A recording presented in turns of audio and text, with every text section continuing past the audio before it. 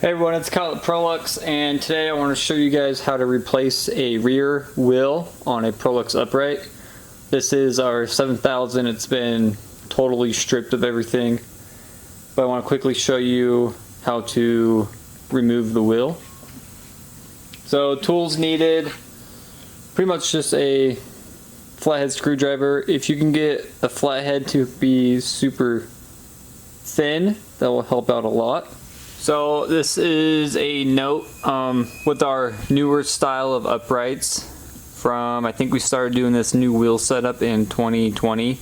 They just have this little locking C-clip, whereas the previous models, they have that pressed cap onto the actual wheel.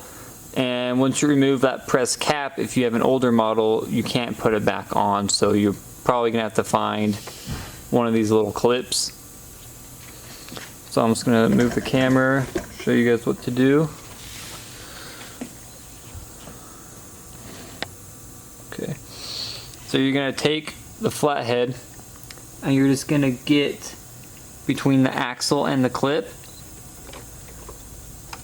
and you're just going to pry it off.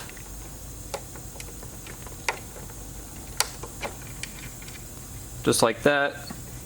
So you have the clip, and then you have a washer. Take the wheel off, and then behind the wheel you have two more little metal washers. Get your replacement wheel, put it back on the axle. You're going to take that one metal washer and put that back on.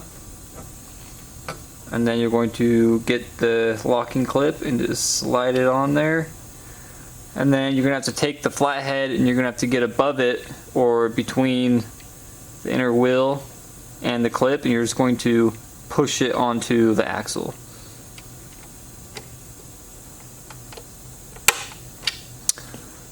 Just like that.